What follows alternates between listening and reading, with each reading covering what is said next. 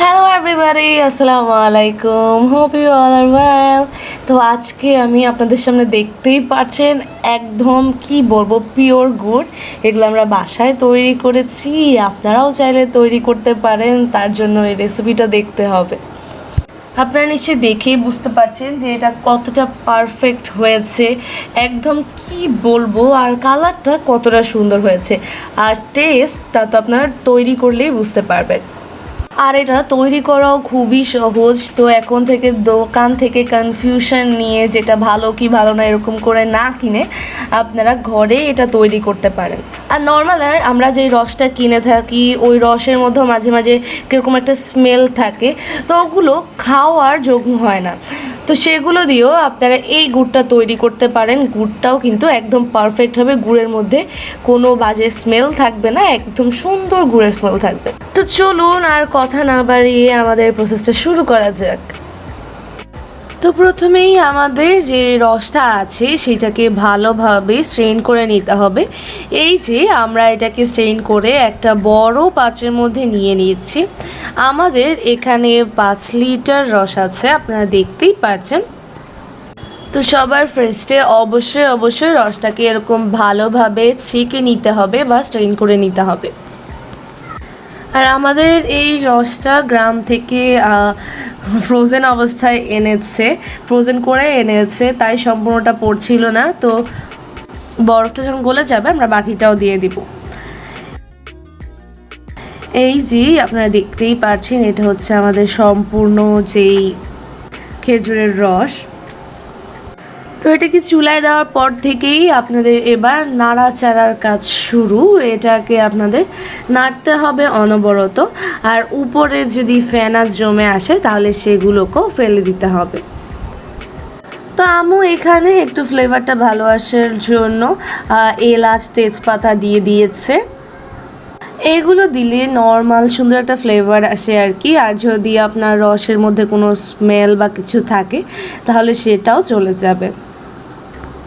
তো আপনারা দেখতেই পারছেন এটার বলক চলে আসছে, কিন্তু এখানে বলক আসলেও কোনো কাজ হবে না, এটাকে নাড়তেই থাকতে হবে।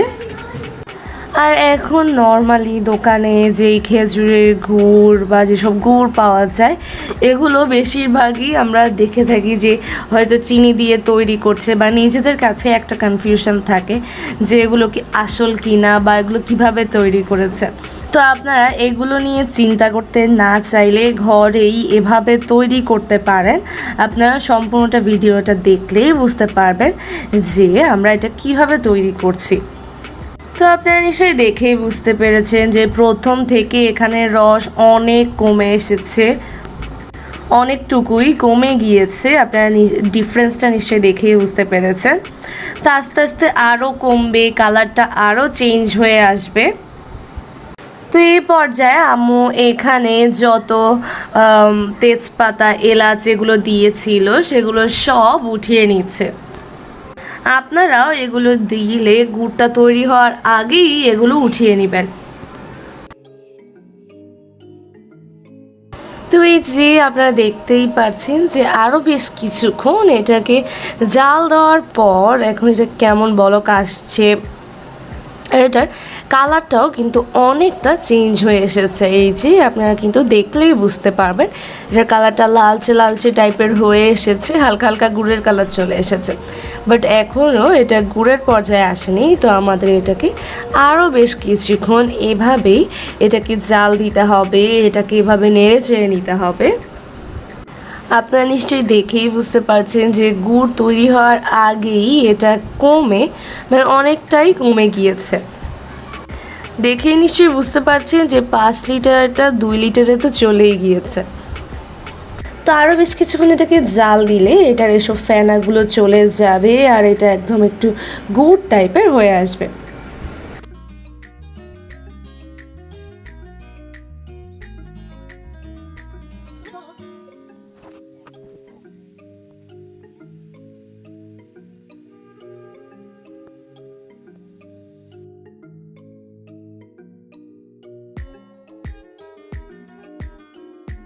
তো এই যে আপনারা নিশ্চয়ই ডিফারেন্সটা দেখতেই পাচ্ছেন যে এটা কালারটা একদম কত সুন্দর একটা কালার চলে এসেছে, একদম গুড়ের কালার চলে এসেছে।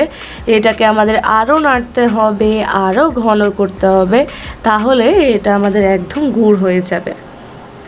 আর এই পর্যায়ে এটাকে নাড়তেই থাকতে হবে। এই পর্যায়ে এটা নাড়া গ্যাপ দেওয়া যাবে না, এতক্ষণ ফাঁকিবাজি করলেও এখন করা যাবে না, এখন এটাকে নাড়তেই থাকতে হবে।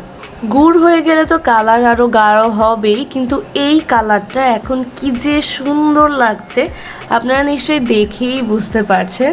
এই কাজটা একটু ধৈর্যের কাজ, এটা একটু ধৈর্য ধরে বেশ কিছুক্ষণ ধরে মানে অনেকক্ষণ ধরে এটা তৈরি করতে হয় আর কি।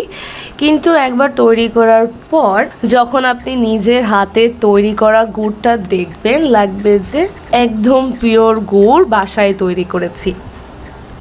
গুড়টা একবার হয়ে গেলে তারপর আপনি কনসিস্টেন্সিটা আপনাদের পছন্দ মতো রাখতে পারেন, যে গুড়টা আপনি কতটুকু পাতলা রাখবেন বা একদম ঘন করে রাখবেন কিনা। এই যে আপনারা নিশ্চয়ই আমাদের এখনের কনসিস্টেন্সিটা দেখেই বুঝতে পারছেন যে এটা অনেকটাই ঘন হয়ে এসেছে। গুড় তো রেডি, এবার কনসিস্টেন্সি হচ্ছে আমাদের উপরে যে আমরা এটা আরও কতক্ষণ এটাকে এভাবে চুলায় রাখবো আর কতক্ষণ এটা কমাবো, বা এটাকে আমরা এই পর্যায়ে নামিয়ে নিব কিনা। আর এটা যেহেতু ঠান্ডা হয়ে গেলে আরও অনেক ঘন আর অনেক স্টিকি হয়ে আসবে, তাই আপনারা এটাকে এই পর্যায়ে নামিয়ে নিতে পারেন। তো আমরা এটাকে আরও অল্প কিছুক্ষণ একটু নেড়ে চেড়ে তারপর নামাবো। আর এই গুড়টা একবার তৈরি করে রাখলে আপনি এবার যতবার চিতই পিঠা তৈরি করুন বা যে কোনো পিঠা তৈরি করুন, পিঠার সাথে একটু দিলেই একদম কি বলবো খুব সুন্দর একদম পিওর একটা ফ্লেভার আসবে। আর যতবার চিতই পিঠা তৈরি করুন বা খোলা চালের পিঠা তৈরি করুন, সেগুলোর সাথে লাগিয়ে লাগিয়ে খেতে উফ কি যে মজা। তো আপনারা দেখতেই পারছেন যে এটা এবার অনেক কমে গিয়েছে, আমাদের গুড়টাও রেডি। এটা এরকম কমে গেলেও একদম নিজের হাতের পিওর গুড়, আপনি নিজেই জানেন যে এখানে কোনো চিনি মেশানো হয়নি, একদম ঘরে তৈরি করা হয়েছে। তো আম্মুর পছন্দ মতো কনসিস্টেন্সি চলে এসেছে, এখন আম্মু এটাকে নামিয়ে নিবে। আর নামার পরেও এটা আরও অনেক ঘন আরও অনেক স্টিকি হয়ে আসবে। আর এটার কালারটা তো আপনারা দেখতেই পারছেন, মাশাল্লাহ মাশাল্লাহ কত সুন্দর একটা কালার এসেছে। আম্মু তো এটা তৈরি করার পরে বলছিল যে এবার থেকে এভাবেই আম্মু নিজেই গুড় তৈরি করবে, দরকার হলে আরও রস আনাবে, তারপরে এভাবে নিজেই বাসায় এই গুড়টা তৈরি করবে।